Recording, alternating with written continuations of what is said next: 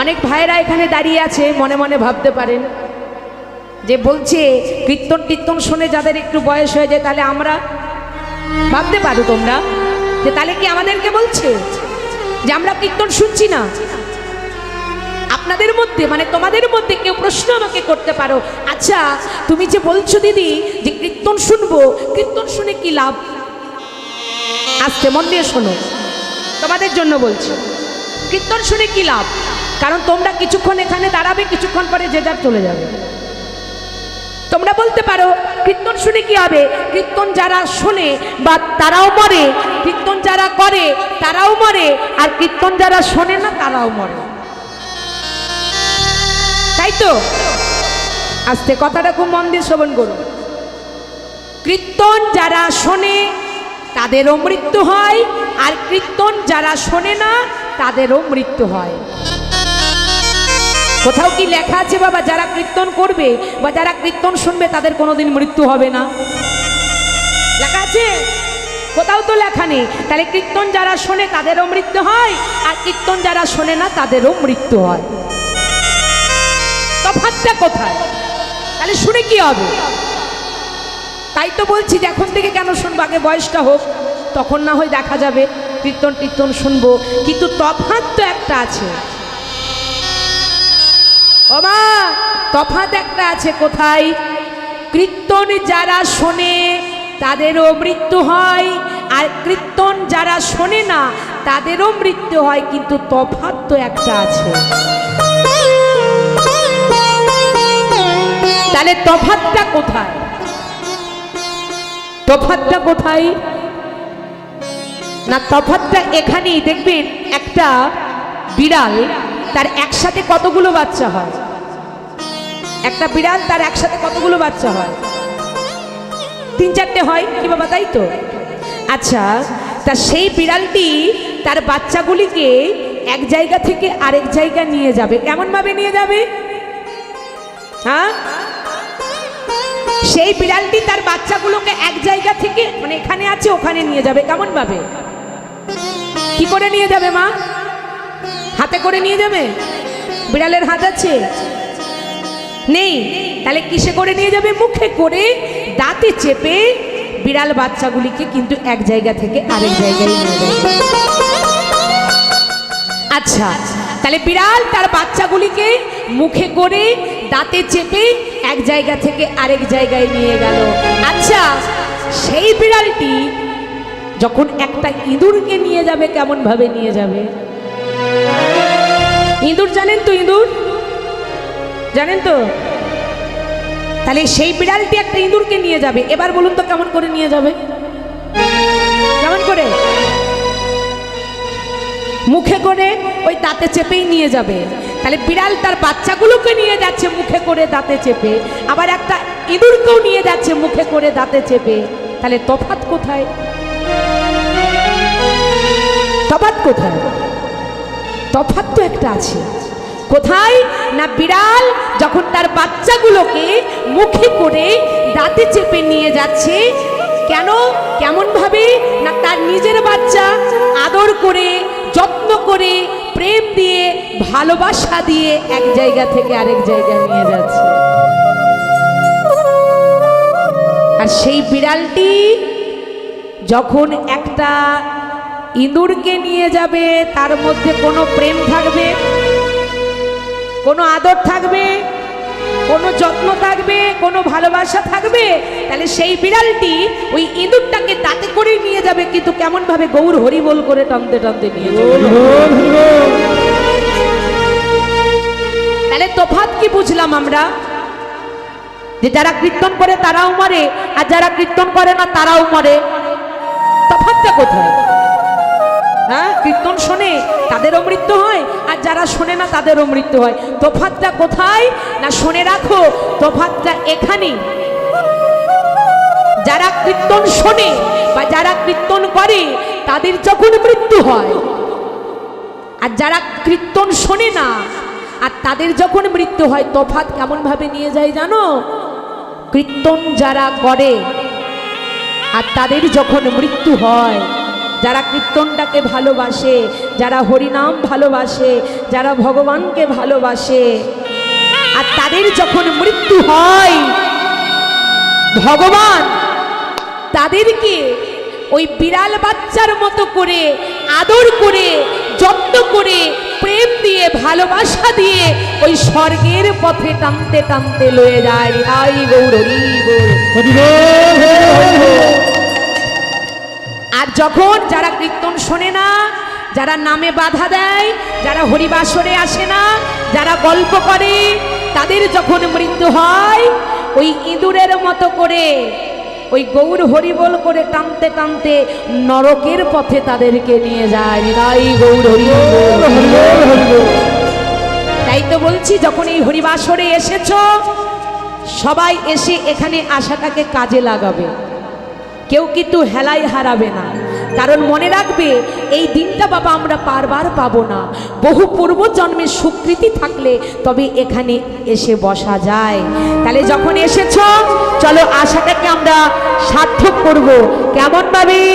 সবাই মিলে দুটি বাহু তুলে হরিধ্বনি করব, হরিবল বলবো, আর একবার করে মায়ের আমার সবাই মিলে উলুধ্বনি করবেন। উলুধ্বনি করুন তো দেখি।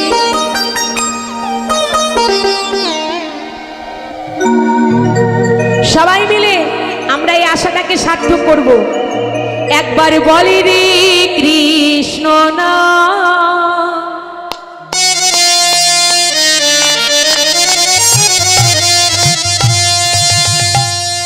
একবার বলি রে কৃষ্ণ না,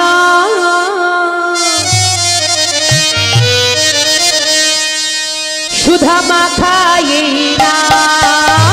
বিদায় গৌর হরি কৃষ্ণ না।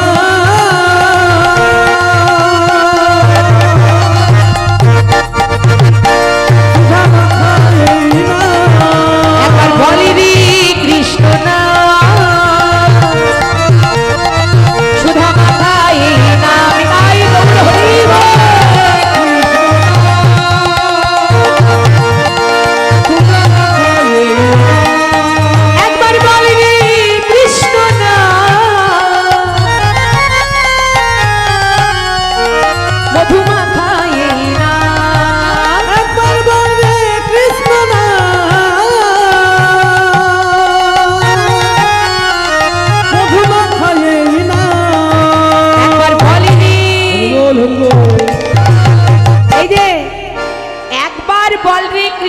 নাম,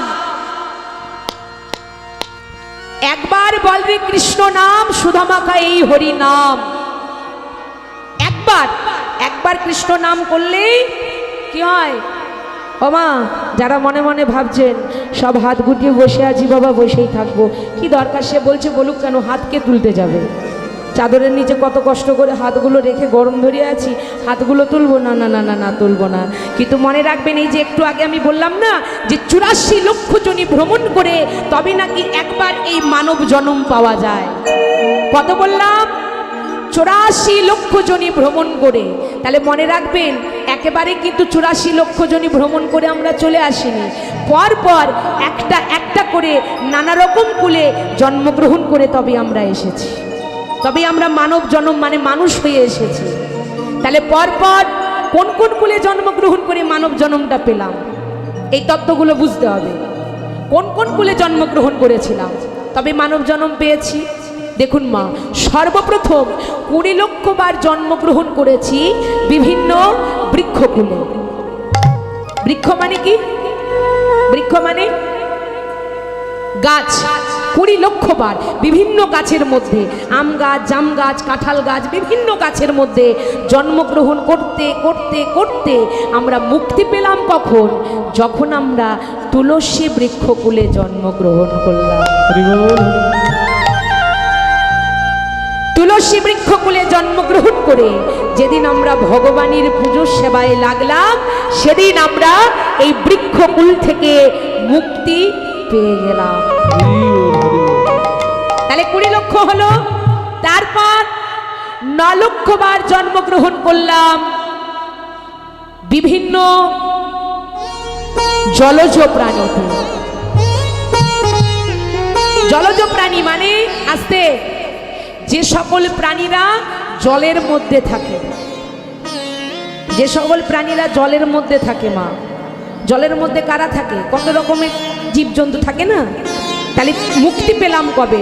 না যেদিন আমরা শঙ্খকুলে জন্মগ্রহণ করলাম। শঙ্খ মানে কি? শঙ্খ মানে শাঁখ। তা সেই শাঁখ কোথায় থাকে? জলের মধ্যে থাকে। তা মুক্তি পেলাম যেদিন শঙ্খধ্বনি হয়ে ভগবানের পুজো সেবায় লাগলো, সেদিন আমরা জলজ প্রাণী থেকে মুক্তি পেলাম। তাহলে 20 আর 9 কত হলো? কত হলো বাবা? 29 লক্ষ। তারপর 11 লক্ষ বার জন্মগ্রহণ করলাম বিভিন্ন পোকা মাকড় কীট পতঙ্গ কুলে। এর থেকে মুক্তি পেলাম কবে? না যেদিন আমরা মৌমাছি হয়ে জন্মগ্রহণ করলাম। মৌমাছি যেদিন মধু সঞ্চয় করে সেই মধু ভগবানের পুজো সেবায় লাগলো, সেদিন আমরা এই পোকা মাকড় কীট পতঙ্গ কুল থেকে মুক্তি পেলাম। তাহলে 29 আর 11 কত হয়? কত হয় গো? 50? আমি অঙ্ক একেবারে কাঁচা, বুঝতে পারি না। কত হয় গো? 40। বেশ। তারপর 30 লক্ষ বার জন্মগ্রহণ করলাম বিভিন্ন পশুকুলে। বিভিন্ন পশুকুল। পশুকুল থেকে মুক্তি পেলাম কবে? না যেদিন আমরা গাভী রূপে জন্মগ্রহণ করলাম। গাভী। মুক্তি পেলাম কখন? না যেদিন আমরা ওই দধি দুগ্ধ ঘৃত ঘোল ছানা মাখন সব ভগবানের পুজো সবাই লাগলো, সেদিন আমরা পশুকুল থেকে মুক্তি পেয়ে গেলাম। তাহলে 40 আর 30 কত হয়? 70 হয় তো? 70? 70। বেশ। এবার 10 লক্ষ বার জন্মগ্রহণ করলাম বিভিন্ন পক্ষীকুলে। পক্ষী মানে কি? পক্ষী মানে পাখি। আচ্ছা, মুক্তি পেলাম কবে? না যেদিন আমরা ময়ূর হয়ে জন্মগ্রহণ করলাম। ময়ূর। যেদিন ভগবান সেই ময়ূরের পাখা নিজের মাথার মধ্যে ধারণ করলো, সেদিন আমরা পক্ষীকুল থেকে মুক্তি পেলাম। তাহলে কত হলো? হ্যাঁ, 70 আর 10 কত হয়? 80। তাহলে বাকি আছে কত? আর মাত্র 4 লক্ষ। এবার 4 লক্ষ বার জন্মগ্রহণ করেছিলাম বিভিন্ন বানর কুলে। নিতাই গৌর হরি বল। কি একেবারে তো মানুষ হয়ে আসিনি, ছিলাম কি? হ্যাঁ, আমরা পড়িনি ছোটবেলায় সে আদিম যুগের মানুষ কেমন দেখতে ছিল? কেমন ছিল? তাহলে বিভিন্ন বানর কুলে জন্মগ্রহণ করতে করতে এই 84 লক্ষ জনই ভ্রমণ করে ঘুরে ঘুরে তবে এই সাধের মানব জন্ম আমরা পেয়েছি। আর মানব জন্মটা পেয়ে আমরা এইভাবে হেলায় হারাচ্ছি। এখন থেকে কেন নাম করব? এখন সময় হয়নি, বয়স হোক, কিন্তু সময় পেরিয়ে যাবে। কে কতদিনের জন্য এসেছি কেউ তো জানি না। আর সময় থাকতে যদি ভগবানের নাম না করি, আমাদের মানব জন্মটাই বৃথা হয়ে যাবে। একবার বলিনি কৃষ্ণ নাম, মধুমাখা হরি নাম, গৌর হরি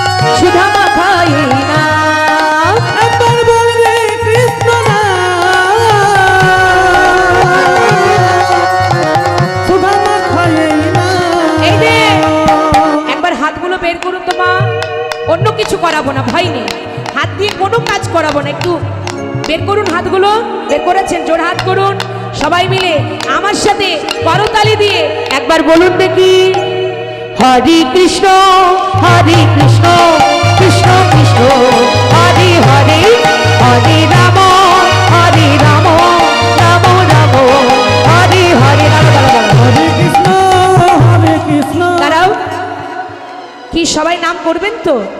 আচ্ছা যারা যারা করবেন না তারা একবার হাত তুলুন তো দেখি।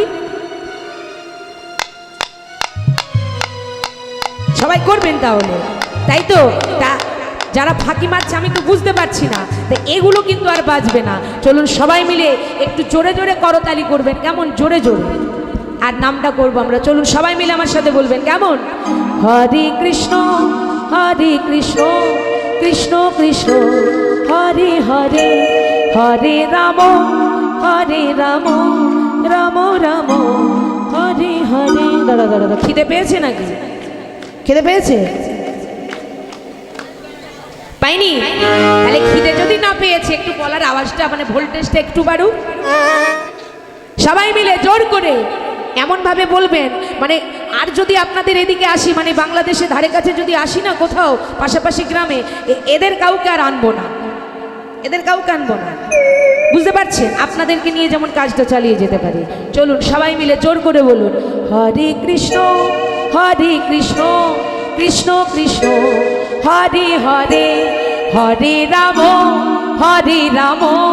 রাম রাম হরে হরে হরে কৃষ্ণ হরে গৌর হরি রাম।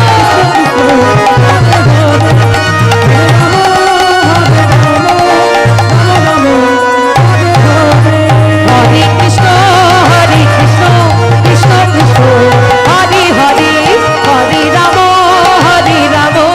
রাম রাম হরে হরে। হরে কৃষ্ণ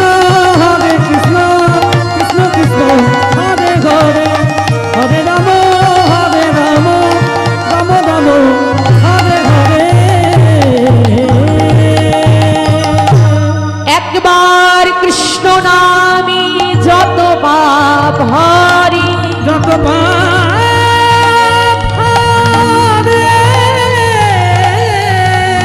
পাপী সাধ্য নয় তত পাপ